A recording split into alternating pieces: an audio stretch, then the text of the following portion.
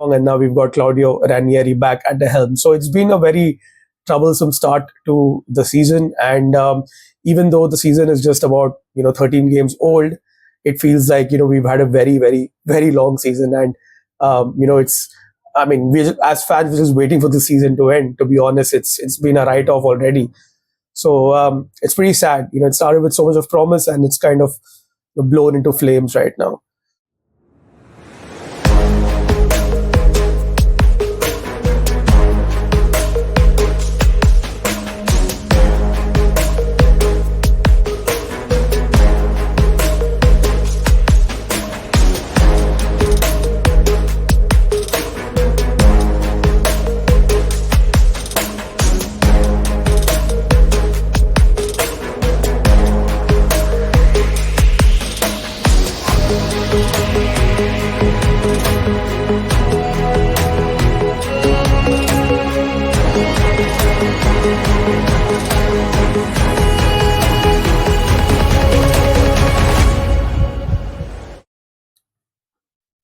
Namaste ragazzi, my name is Ajay Menon. I'm a AS Roma, I say Roma fan from India.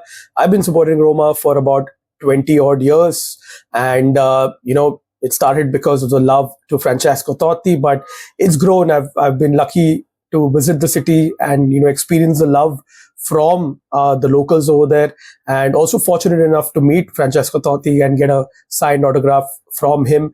And in India, we have a small community of about 15 to 18 Romanisti all across the country.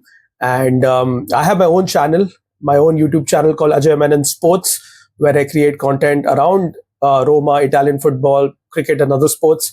But I also co-run Calcio Churcha, which is the home for Italian football fans based in India.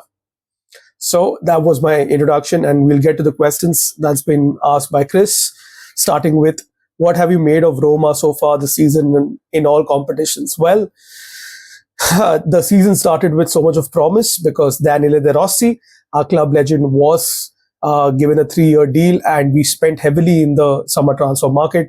We got in the likes of Artem Dobic, who was the top scorer in the La Liga last season. We got in Matthias Sule, highly rated winger from Juve. Mats Hummels was brought in, at least a big name on paper. But we made a lot of signings in a lot of departments, and we started a bit shakily, no wins in 4, and then all of a sudden, De Rossi was sacked out of the blue.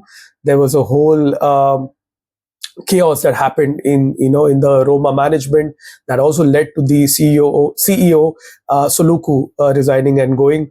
And overall, the mess at the top kind of transpired into the players. And after De Rossi was sacked, we got in Ivan Juric, and Ivan Juric himself did not last long, and now we've got Claudio Ranieri back at the helm. So it's been a very troublesome start to the season, and even though the season is just about 13 games old, it feels like we've had a very, very, very long season, and we as fans we're just waiting for the season to end. To be honest, it's been a write-off already. So it's pretty sad. It started with so much of promise, and it's kind of blown into flames right now. The second question is, what have you made of the appointment of Claudio Ranieri? Well, like I mentioned in the first answer, Ranieri was brought in to bring back some stability to the club, because Ranieri knows this environment well, and of course, he's a local Romanista, so he knows the values of the club, he knows the values of the people, and he was retired, and he was enjoying his retirement, but the Friedkins called out to him, and he's probably the right man to come and stabilize things and bring back some Romanita back to the club at these tough times. So Ranieri, well, it's a short-term fix, but it is a fix that this club needs at this point of time just to get the house back in order. All right, the third question is, are the Roma fans feeling confident on getting a good result against Spurs? I don't think so, man. I mean, overall, Roma's record away in England has been pretty poor. Roma do struggle against English opposition from time to time. And I don't think the Roma have won. I think there was just one game that Roma won against Liverpool many years ago, which was probably the last win in England. Otherwise, we've had a very atrocious record in England. So this game being in London, in Spurs' home stadium, I don't think so. We are pretty. We're not confident at all going into this game, given a poor record in England and just how the season has sort of like panned out so far. It's Spurs start as clear favorites, man, for this. Can you talk about the Roma Europa League games so far? Well, nothing to write home about. We're struggling, and which is why we're not in the higher echelons of the table. The only positive was the game against Athletic Club. We held our own. We should have buried the game, but a 1-0 lead wasn't enough really, because they equalized right at the death. So which has been a pattern for Roma's season so far. The games where Roma have looked good, somehow we found a way for the opposition to come back and snatch something from the game. Otherwise, a loss against Elfsborg is also pretty shambolic. So nothing to write home about after 5 to 6 years of good European performances across the Champions League, the Europa League, and the Conference League. This year everything has unraveled, and it's already looking at a very lost cause. And of course, we play Spurs, who are probably the most difficult fixture in our Europa League campaign. So it's things are not looking good at this point of time. What have we made of Tottenham so far this season, and thoughts on manager Ange Postecoglou and the 4 games so far in the Europa League? Well, obviously, I do watch a lot of Premier League as well, and I do follow all the action from England. So Spurs, of course, the most recent win was a 4-0 drubbing of Man City. And I see a lot of, so there are a lot of Spurs fans here in India, especially in Mumbai, a very strong Spurs community. So they always speak about Dr. Tottenham Hotspur. They always speak about those losses against Brighton and Ipswich. And then, suddenly you have this win against City, the Jekyll and Hyde, the Robin Hood. I mean, there's so many parallels to draw, right? But I think overall, Ange Postecoglou is a coach with a positive mindset who fits in very well with the Spurs philosophy, to be honest, to play a brand of attacking football. And many forget that Postecoglou actually achieved a lot of success in Asia with Australia. And it's not an easy place to win, Asia, especially with the likes of Japan, South Korea, Saudi Arabia, Iran, and of course Qatar also now coming in. So, plaudits to Postecoglou. Obviously, he won titles with Celtic as well, but a very good coach. And I think he should be the long-term coach, in my opinion, for Spurs. And I think barring the Galatasaray game, it's been pretty okay for Spurs as well. And I would say that along with, Man United, they're probably, one of the title contenders from England for this year's Europa League, which is ironically the 6th question. So I would initially pick, one of the Spanish sides to be going a long way in this year's competition, because just historically Spanish teams have been really good, in this Europa League kind of trophy, whatever. So I would pick a Spanish side along with maybe a United and Spurs, because I don't think so an outsider who will have a chance to win either the Europa League or the Champions League, just because the new format is long.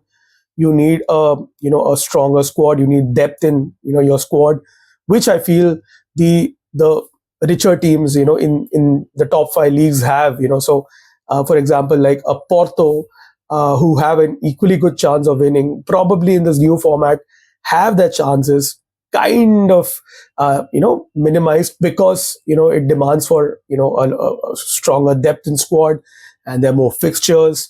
And I just feel that it could be between the Spanish and English teams this time in this year's Europa League. So yeah, I like the new format. I mean, as fans, we get to see more games, but obviously it takes a toll on the players as well.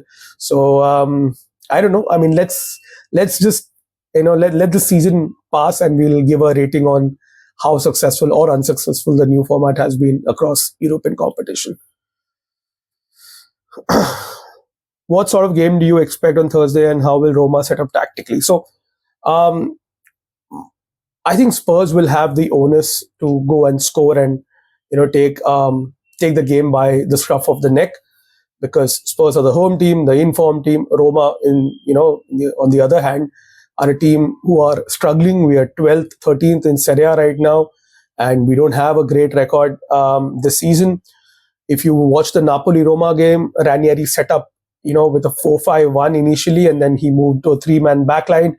The goal was not to concede. We lost the game 1-0 through a mistake. You can call it a mistake from Angelino and Hummels. But Roma will set up defensively in this game as well. I think we will try to absorb pressure and everything that Spurs throw at us. I do not know how successful we're going to be, but the motive behind Ranieri's setup will be not to concede and probably try to do something from the counter and just get a point. I mean, at this point of time, if you ask me if Roma can get a point away, at Spurs, I would take it and run home. I mean, that's how awful Roma have been this year. So Roma will be playing for a point, I'm sure, and Spurs will obviously set up to win.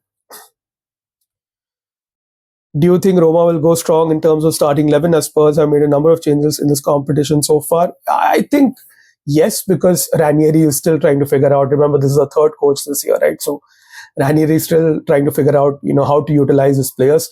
So I don't think so there'll be a lot of changes in terms of personnel. At this point of time, to be very honest and candid with you, the kind of season we've had, we don't know our strongest 11. We don't know our strongest formation at this point of time. As I said, third coach in a year, right? So I think we'll see, the likes of Dobbik, who's our main striker this year, the likes of, Endika, Mancini, Svilar, the regular players play for Roma. Who are the standout players for Roma? Who should we look out and worry about? I think primarily it has to be Artem Dobbik. I know that you don't have your centre backs for this game. So Dobbik is a physical striker. He brings in that strength, and he can hold up the ball. He's very good in the air as well.